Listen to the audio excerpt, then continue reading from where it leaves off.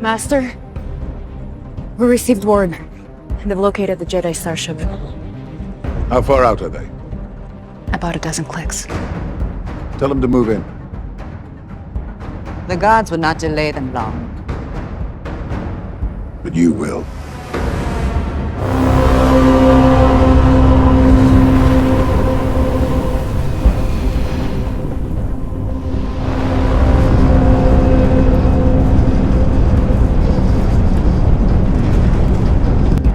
Going somewhere?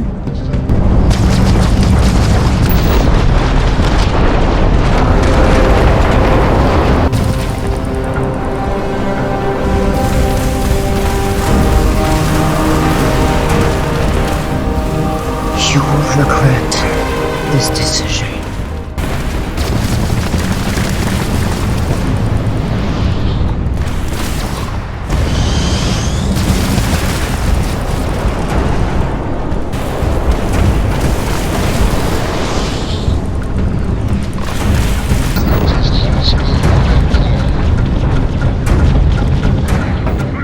You have no power.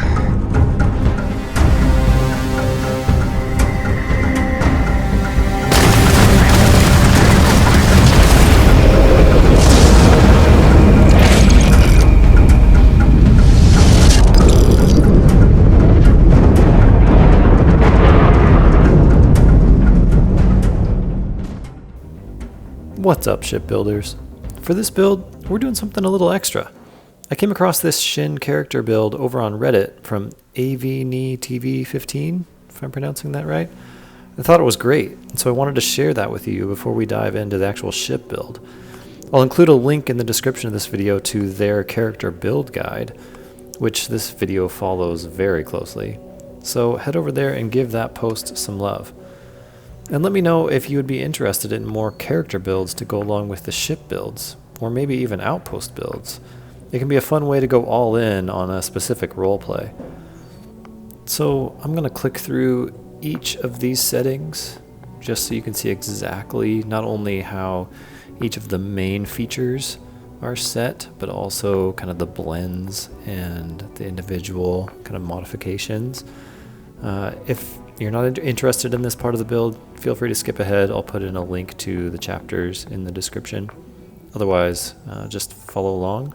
Go to the nearest Enhance store where you can actually enhance your character's facial features, body type, and follow along.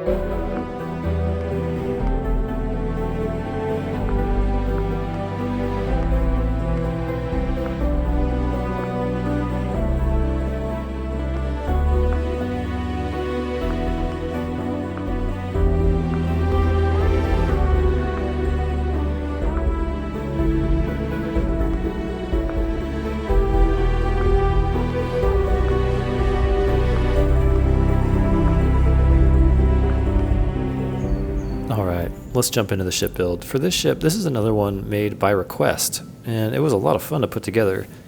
It obviously isn't perfect. Frankly, none of these iconic ship recreations are, but for those of you that are into glitching parts together, I think you could probably come up with some great ways to fill out the wings a bit more, possibly even get the vertical sides of each wing to be kind of slimmer using those Deimos spine pieces. Those Deimos spines don't have connection points on their front or back, so you can't extend them out like you can other pieces. But still, this turned out to be quite a powerful little ship. It's extremely slim and streamlined, which made it difficult to fit engines or a large C-class reactor, but I think I got it done in a way that works fairly well for a plain vanilla build.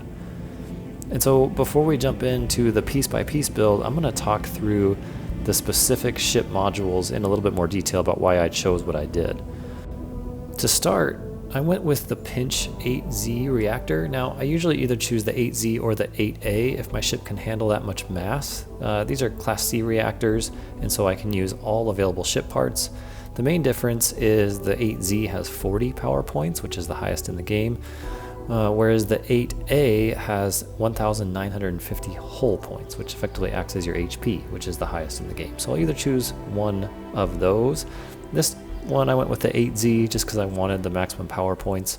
We only have 8 points needed for our engines, and so I wanted to see if I could get even more available power going to my weapons since I don't need as much to power my engines in this one. Next, for the grav drive, I went with the J50. This is overkill for this ship, one of the heaviest in the game.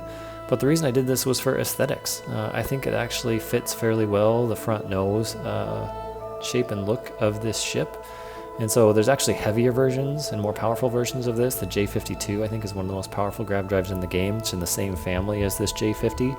I just went with the J50 because it's already overkill in and of itself. It's going to get us a maximum jump range and it has a lot of mass. So it's really for aesthetics, not for performance in this case with the grav drive.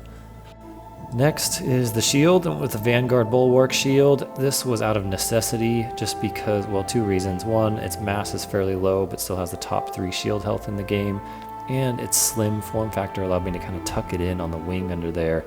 I don't have a lot of connection points on the externals of this ship, and so I needed a place to put a shield that wasn't going to stick out like a sore thumb. And so that's why I went with the Vanguard and kind of tucked it away where you see it there. Next is engines. This was tricky.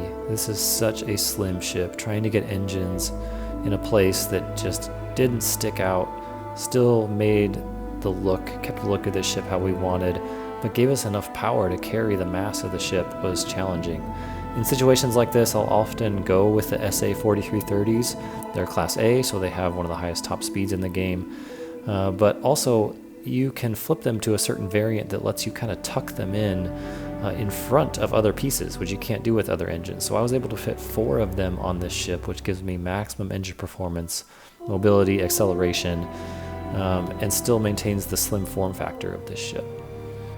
Now, not only do I love using these SA 4330s for their ability to squeeze into 1x1 spaces in the middle of a ship, but in terms of both engine thrust and maneuvering thrust in relation to their own mass, these engines are some of the best performing in the entire game, along with their SAE 5660 Slayton siblings. That, combined with the high top speed from being A-class engines, make these a great choice for any ship. And finally, weapons. We have 6 Hellfire autocannons, 3 Exterminator 95 MEVs auto Helion beams, and 6 Vanguard Obliterator autoprojectors.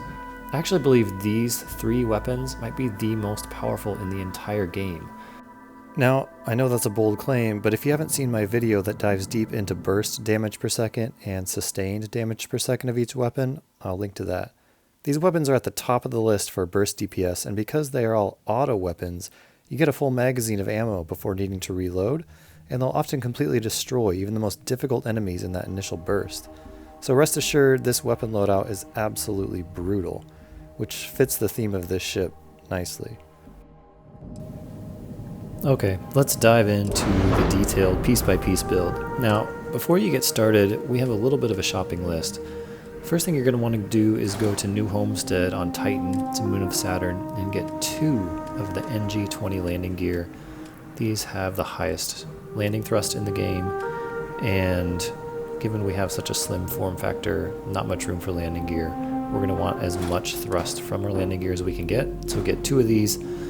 Next, you're going to want to go to HopeTown, which is in the Valo system, and get their Commander 500 bridge. This is the highest version of this specific cockpit or bridge, and by highest I mean it has the most cargo space. So there isn't much room for cargo space on this ship, so to get as much out of it as we can, I went with the Commander 500 bridge. Now you don't have to use this bridge. You could go with a lesser version of this cockpit and it will look exactly the same. The last place you're going to want to go is the Stroud-Eklund Staryard in the Nerion system. I go here to get the SA 4330 engines. You'll want 4 of those. You're also going to want to pick up the Pinch 8Z reactor while you're there, and these weapons, the Exterminator 95 MEVs, the Vanguard Hellfire autocannons, and the Vanguard Obliterator autoprojectors. You could get some of these pieces at other vendors. I just always make a stop here because this vendor has some of the most powerful pieces in the entire game. For the rest of this build, you can complete it at your outpost landing pad to get the various structural pieces that you're going to need for this ship. And another word specifically on cargo, you'll see I've got some of these HABs going down the center. You could potentially use some of the space for these HABs and replace them with cargo. Now we do have our slim docker on the bottom, and so you're going to need to have room for that and to be able to actually reach that through a HAB piece. But otherwise you could replace some of this with a little bit of cargo. It may impact your mobility since we only have 4 of these SA4330 engines, so you have to watch that, but it is a way to get just a little bit more cargo. And speaking of those engines, you'll see right here how this specific variant of those is kind of like the middle variant, actually slots in one behind the next, which is very rare. I think these might be the only engines you can do that for. And so that actually kind of hides our engines in the middle of this ship and keeps our streamlined aesthetic, but still lets us get some decent engine power and thrust. And these engines are some of the top performing in the entire game in terms of their thrust to mass. And like I said already, they have one of the highest top speeds in the game at 150, which is only beaten out by the White Dwarf 3015 engines, which has a top speed of 180. So we're getting some really good performance out of these, but it is at the cost of cargo. Now one thing I did want to mention, I've already put on some of my fuel tanks here. You'll see those M50 Ulysses tanks. Those are actually the second best fuel tanks in terms of fuel to mass ratio in the entire game. And for this ship, not only do we get that ratio then, but we're also getting a nice rounded aesthetic. Now I'm also using a lot of these Deimos bumpers. I almost went with the Nova Cowling pieces, which are kind of a quarter circle, semicircle piece, but with those engines down the middle, they don't give you the connector points on 2 sides in order to fit those. These bumpers span 2 connector points, and so you can stretch them across and connect them to at least one of the engines. And so that's why I went with these versus those cowling pieces for kind of a decent rounded look of our main fuselage. Now we did also just put on that J50 grav drive on the front. I do think that really works for the aesthetic of this ship, but it is really heavy. It increases our mass quite a bit. So just something to be aware of, and why I didn't put much cargo on this ship and made it more of a kind of a lightweightish fighter build rather than something that carries cargo. Now one thing to note, this Deimos Spine C piece, I put this right in front of the cockpit. It does have weapon mounts on both sides and on the top, so that's where I put those Exterminator 95 MEVs. Now you can have 3 of those Exterminators, and when we put those on, you'll see I did put all 3 on that piece, 2 on the sides, which fits the look of this ship, but then I did put the 3rd one right in the middle on the top. I did end up moving it forward to the Spine B piece, just because it sits right in front of the cockpit. If you do play in first-person view, it really obstructs your view looking out the cockpit, and so you may or may not like that. You may or may not even fly your ship in first-person view. I usually fly it in third-person view, so it's just something to be aware of. The other thing I'll mention is the HAB that's right behind the bridge is the Taiyo top piece. Taiyo has a lot of variants to their HABs. You'll notice they have top, middle, and bottom. So we went with the top for the rounded shape, but then they also have A and B variants. The A variant that we use does not have connector points on the sides, which gives it a nice smooth rounded shape. If you went with the B version, it would be, you'd kind of see where the connectors points would be, which kind of disrupts that rounded look. Alright, so now we've got the main fuselage done. Now it's time for our wings. This was a little bit tricky. Initially I did try to use some of the Deimos spine pieces for this, but the main kind of structural piece here is this Stroud nose cap. So this is a little bit slimmer, just a little bit, than maybe like a HAB piece or a typical kind of 1x1 would be, which is nice. The other thing I like about it is it does have 2 connector points. on the top and the bottom, which allows us to kind of elongate this vertical part of the wing here. And so what I ended up doing was actually going with these Nova Cowlings on the back, which lets me, again, stretch out or extend the length of the wing a little bit, and then also put on 2 more of these nose caps to kind of finish it off.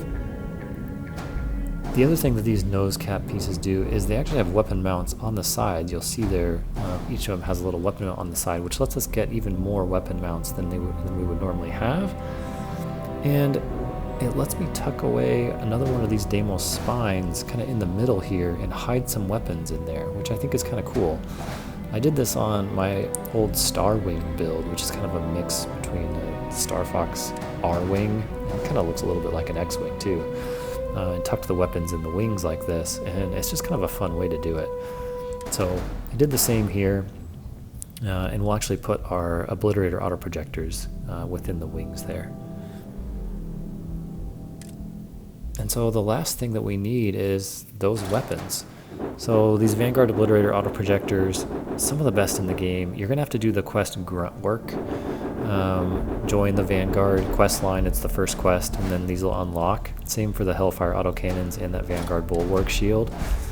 But these are incredibly powerful, they recharge really quickly, really good range, and you can have up to 6 of them. And so with their high firing rate, they're just absolutely deadly. The next weapon we're going to put on is the Vanguard Hellfire Autocannons. Now these are ballistic weapons, and so they primarily damage a ship's hull and not its shield. But again, you can have up to 6 of these. They're only 1 mass each, and not only do they do tremendous hull damage with their highest firing rate in the game, but because you can have 6 of them and with that high firing rate, they do decent damage to shields. Now, the main limiter here is their range. Their range is almost like a third of the particle beam weapons, so not so great there. But once you use these, you're going to fall in love with them. They're incredibly powerful. Last, the Exterminator 95 MEVs. You can have 3 of these on your ship, so just to fully equip all of them, I put one in the middle here. It does kind of obstruct your view in first person, but it gets you just some extra firepower. We'll go ahead and assign these. I'll typically put the particle beams to my triggers since I'm playing on Xbox, and then the Hellfires on the tertiary slot just to finish the ships off. Now the last thing I haven't put this on yet is the shield, the Vanguard Bulwark shield. Again, one of the best in the game. We'll kind of tuck that right under the bumper there. And that's it for the build. To give it the color, I went with kind of a saturated dark red. So you can see the colors there on the color wheel. And then the yellow accents, which we'll kind of just strategically place around the ship here and some in the front to try and match the look of this ship.